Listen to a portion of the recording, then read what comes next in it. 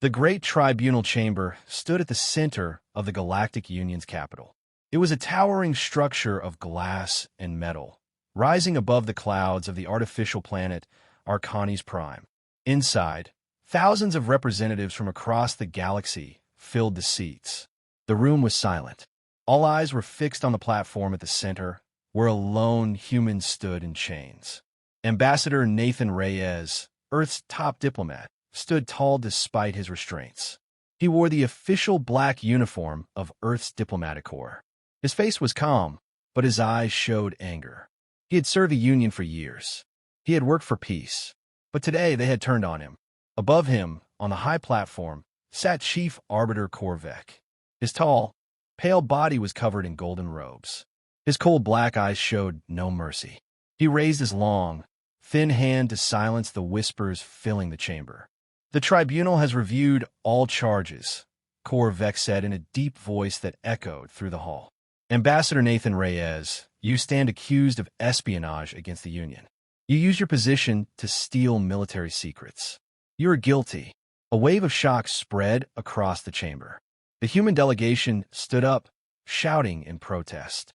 One voice rose above the rest. It belonged to Captain James Carter. Watching from the delegation platform, Captain Carter felt his blood boil. He had known Reyes for years. He knew the charges were false. Earth had already provided evidence, proving the ambassador's innocence. But it seemed the tribunal had made its decision long before the trial began. Carter pushed through the guards and stepped to the edge of the platform. His voice rang out, sharp and clear. "This is a lie," Carter shouted. "We have shown the truth." "You have no proof, Korvek." The chief arbiter turned his cold gaze toward Carter, but said nothing. Instead, he stood and raised his hand again. "For the crime of espionage against the Galactic Union," Korvek continued, ignoring Carter's words, "the sentence is death. It shall be carried out now." Carter's heart dropped. The chamber erupted into chaos. The human delegation tried to fight their way down to the platform, but Union security forces blocked them. Carter watched helplessly as two guards grabbed Reyes by the arms. Reyes did not fight. He looked up toward Carter and gave a small nod, as if to say goodbye. "No," Carter roared.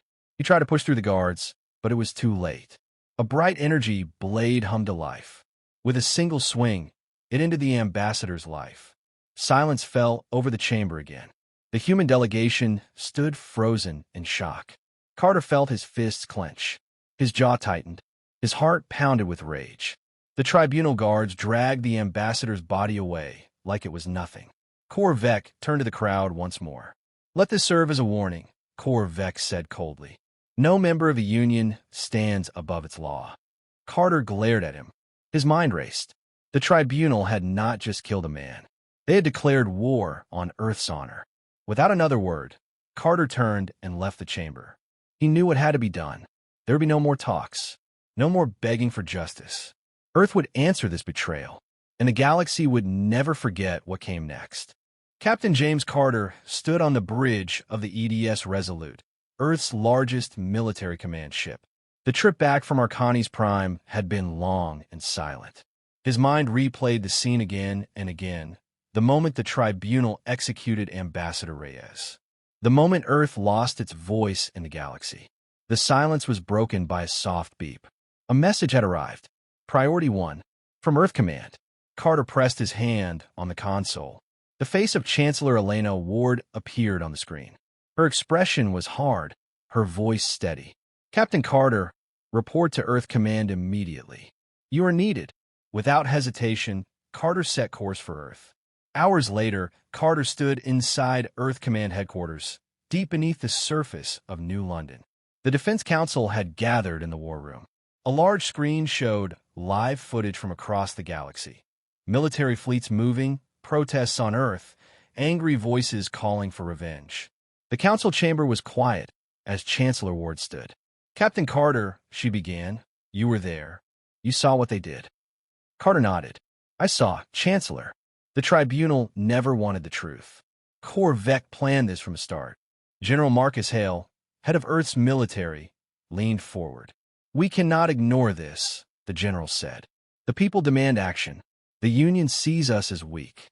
One of the council members, Senator Roland Shaw, raised his voice. If we go to war, Earth could burn. We are outnumbered 1,000 to 1. General Hale slammed his fist on the table. We are not defenseless. They don't know what we've built. Chancellor Ward turned to Carter. You know what's at stake. What do you believe we should do? Carter didn't speak right away. He looked at the faces in the room. He thought of the ambassador. He thought of Earth's future. Then he gave his answer. They killed one of our own.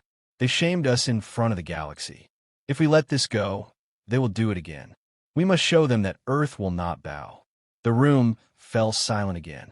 The Chancellor gave a single nod. Very well. You will lead the Phantom Fleet.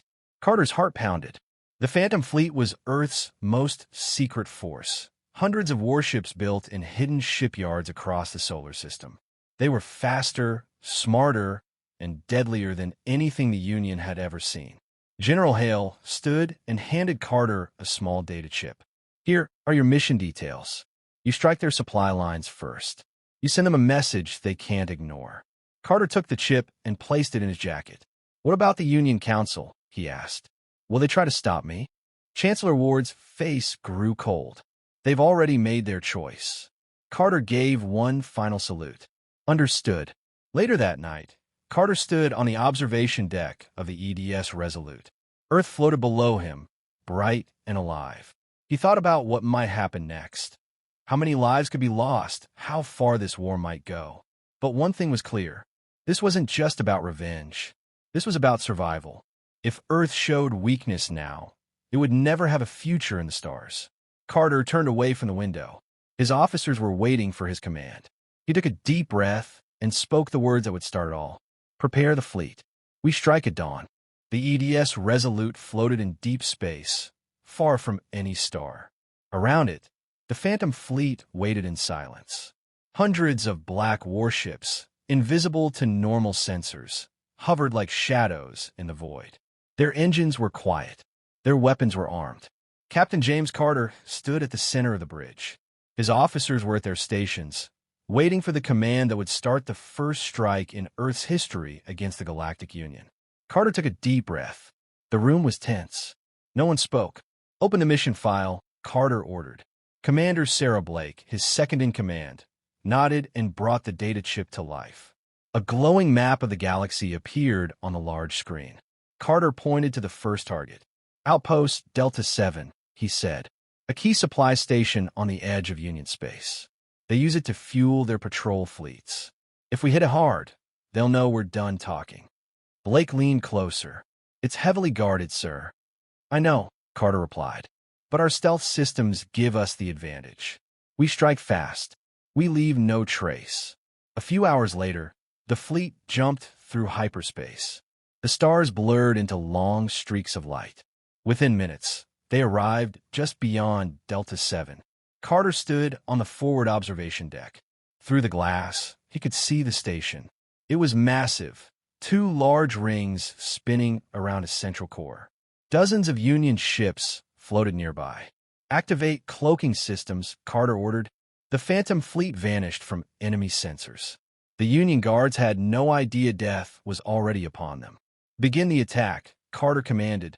The first wave of Earth's warships moved in silently. They unleashed electromagnetic pulses, shutting down the station's defenses in seconds. Then came the missile strikes. Explosions ripped through the station's fuel tanks. Fire lit up the blackness of space. Union ships scrambled to respond, but Earth's AI-controlled fighters were too fast. One by one, the enemy ships were destroyed.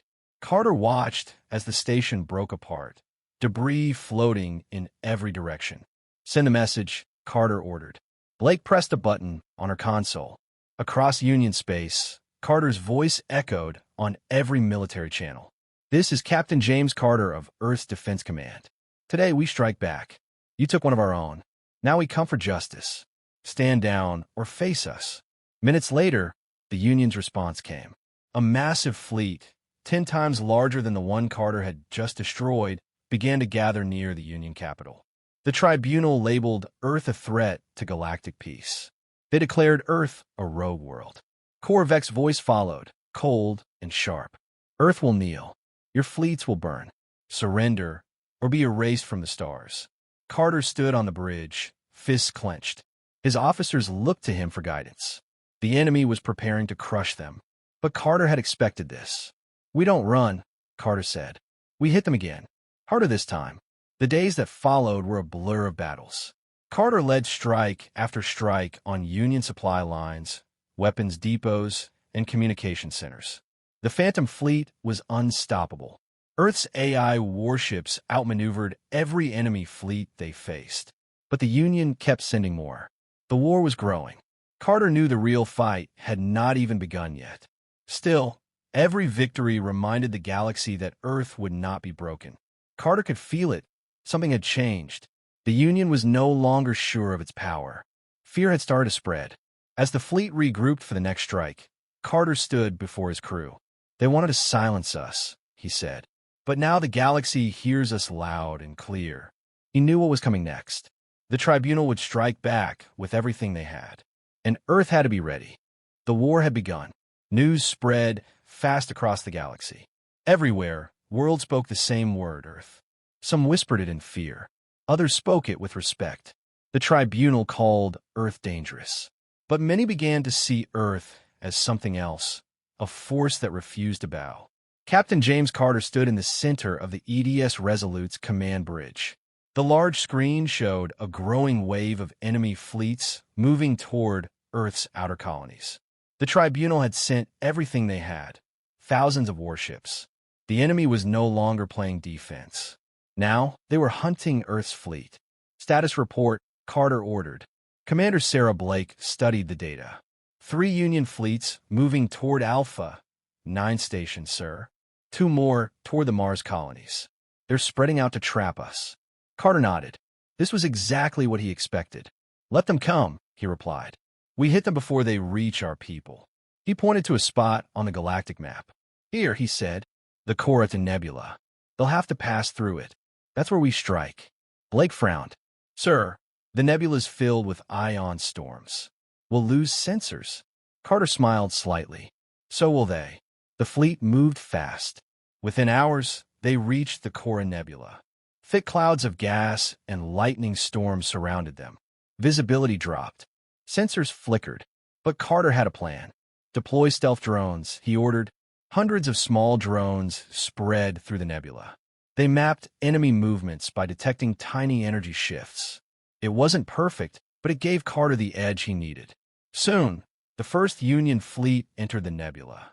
Dozens of heavy warships, armed and ready. They thought Earth's fleet would be blind here. They were wrong. "Launch attack pattern Delta," Carter commanded. Earth's ships emerged from the clouds like ghosts. Missiles and plasma cannons lit up the darkness. The Union fleet tried to form a defense, but Earth's AI-controlled ships struck from every side. The battle raged for hours.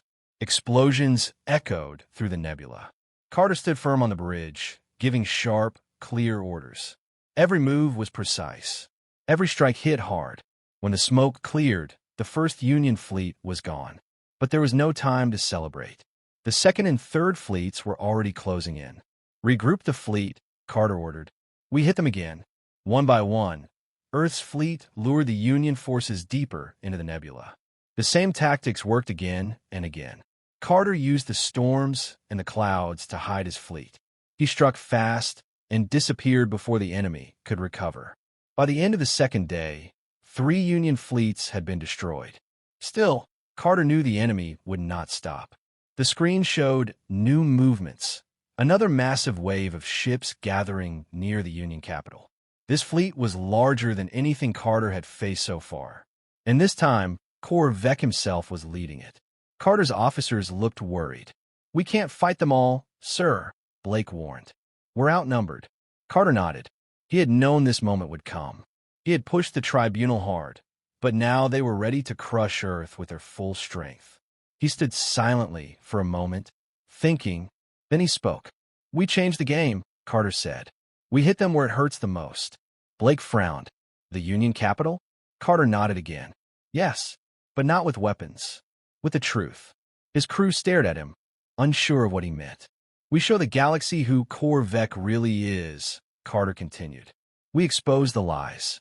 We make the Union turn on him. Blake leaned forward. Ow! Carter turned to the communications officer. Prepare the data. Give me access to the Union's broadcast network. The crew moved quickly to carry out the order. Carter knew the next move would be risky, but he had seen enough war to know one thing. Sometimes the greatest weapon wasn't firepower. It was the truth. As Earth's fleet prepared for the final phase, Carter stood on the bridge, watching the stars. This isn't over, he whispered. Not yet. The war had taken its toll.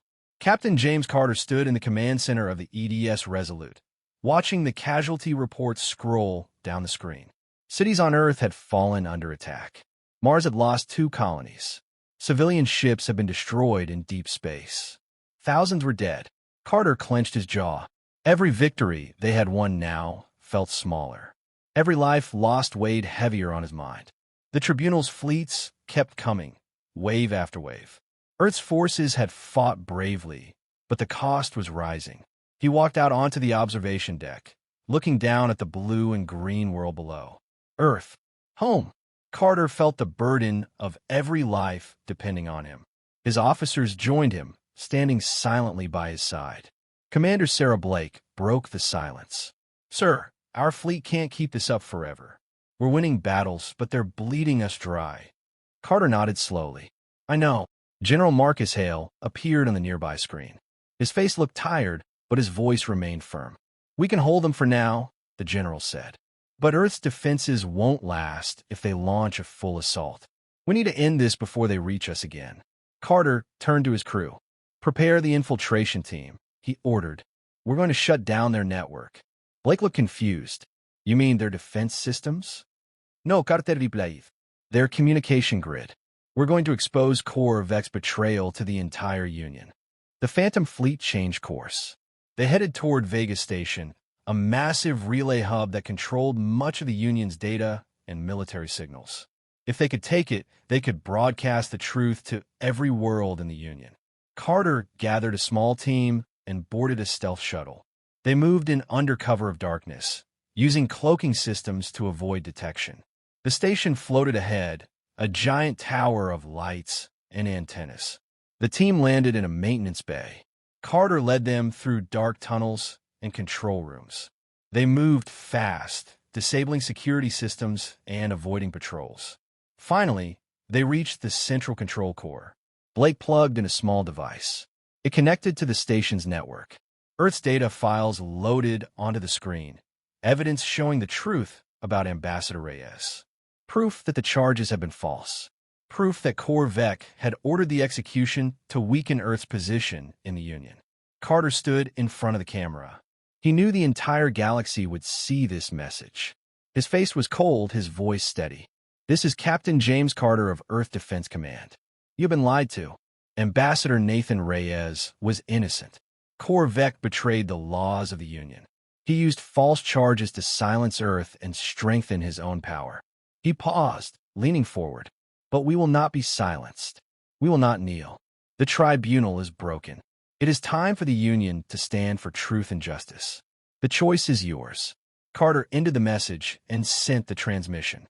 Across the galaxy, the truth spread like wildfire. Reactions were immediate.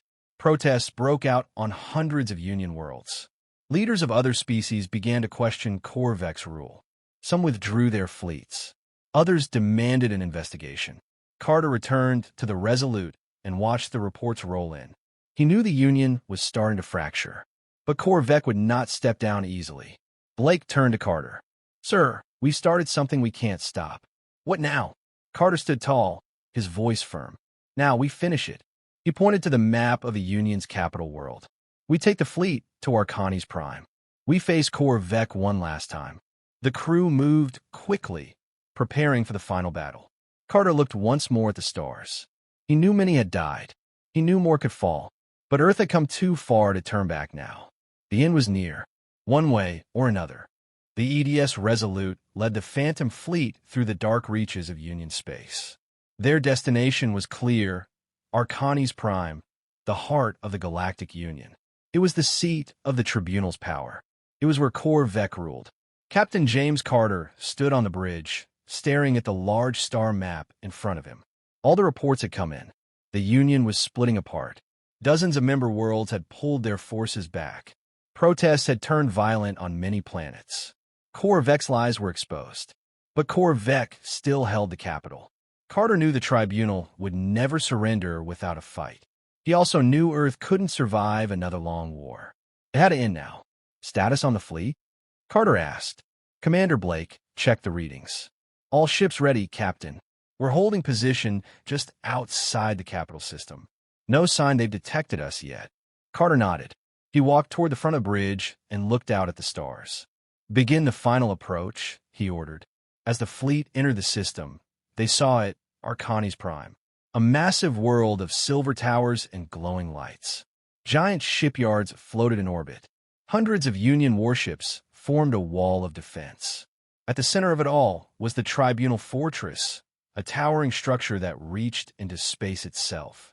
It was Korvek's throne. Blake glanced at Carter. We'll never get close without a fight. Carter nodded. He expected this. Then we give them something else to worry about. Carter activated a hidden command on his console. Across the system, hundreds of decoy drones jumped into position. They projected false energy signatures, making it appear as if Earth's fleet had split into many waves. The Union's fleet broke formation, moving to chase the fake targets. Now, Carter shouted. The Phantom fleet broke through the gaps in the enemy's lines, racing toward the planet. On the surface of Arcani's Prime, Korvek stood in the Tribunal's high chamber. His advisors reported the chaos in the system. His face twisted with anger. Prepare the fortress cannons, Korvek ordered. They will not reach us. But Carter had already planned for this. He had studied the fortress for years. He knew its weaknesses. Target the fortress defense grid, Carter ordered. The fleet's advanced railguns fired precise rounds at key points on the surface. The defense towers went dark one by one. The Tribunal's mighty fortress, once thought untouchable, was left wide open. Carter opened a channel to the planet below. Korvek, this ends now. Surrender or face complete destruction. There was silence for a moment. Then Korvek's cold voice replied. You will never break the Union, Carter. You are nothing but a criminal. Carter stood firm. I'm not here to break the Union. I'm here to save it. Carter turned to Blake. Deploy the ground team. Bring him in. Dropships launched from the fleet, heading straight for the fortress. Carter watched as Earth's forces landed and fought their way inside. The Tribunal's guards resisted, but they were outnumbered. The truth had already weakened their will to fight. Hours passed. Finally, the report came in. Sir, Blake said, turning to Carter. We have him. Korvek is in custody. Carter let out a slow breath. The weight on his shoulders seemed to lift. The Tribunal's power had finally broken. Soon after, Union leaders gathered in the capital. They announced Korvek's crimes to the entire galaxy. He had betrayed the very laws he had sworn to uphold. He was removed from power and placed under arrest. The Union offered Earth a seat on the new Tribunal Council, a chance to lead, a chance to take Korvek's place. But Carter refused. We did not fight this war to rule, Carter said. We fought to be heard, to be respected. Let Earth stand free. That is all we ever wanted. Carter stood once more on the bridge of the EDS Resolute, looking out at the stars. His crew stood with him, silent and proud. The war was over, but the scars would remain. He knew this was only the beginning of Earth's place in the galaxy. But for now, the fight was done. The fleet turned toward home. The Phantom fleet drifted slowly into Earth's orbit. The long war was finally over. The stars outside the EDS Resolute were quiet for the first time in weeks. Captain James Carter stood on the observation deck, looking down at the world he had fought to protect. Earth's blue oceans and green continents filled the view. He felt a deep sense of relief, but also a heavy sadness. So much had been lost. News of Korvek's arrest had spread across the galaxy. The Galactic Union was changing. New leaders were stepping forward. Old powers were falling. For the first time in its history, Earth stood as an equal. Not because of politics, not because of words, but because it had dared to fight back. Carter turned as Chancellor Elena Ward appeared on the communication screen. Her face showed a tired smile. You've done what many thought was impossible, she said. Earth is finally free. Carter nodded, but didn't smile. We paid a price, he replied. Too many lives lost. Ward's smile faded. Yes, but their sacrifice gave us a future. Carter returned to Earth with his crew. The world welcomed them as heroes. Crowds gathered in every city. Flags waved in the wind. But Carter felt none of the excitement. His mind stayed on the faces of those who never made it home. At the official ceremony, Carter stood before the Earth Defense Council. Leaders from across the planet stood to honor him. The Chancellor raised her voice for all to hear. Captain James Carter, you led us through the darkest days. You stood for justice when the galaxy turned its back on us. Earth offers you the highest honor. Carter stepped forward, but he raised his hand to stop them. I don't need medals, he said quietly. I don't need a title. He turned to face the people. We fought because we had no choice. We fought because our voice was taken. We never wanted power. We only wanted respect. Now that we have it, we must never use it the way the tribunal did. The crowd grew quiet, listening carefully. We must be better than them. We must lead with honor, not fear. The ceremony ended without fanfare. Carter returned to his home by the sea. He stood alone on the shore, watching the waves. For the first time in a long time, the world felt peaceful. Commander Sarah Blake joined him later that evening. What now, Captain? She asked softly. Carter turned to her. Now, he said, we rebuild, and we watch the stars. Because someday, someone else will challenge us. And we must remember what it costs to stand free. Blake nodded. And if they come? Carter looked up at the night sky. Then they'll learn what the tribunal learned, he replied. Earth bows to no one. The wind carried his words out over the ocean as the stars shined above.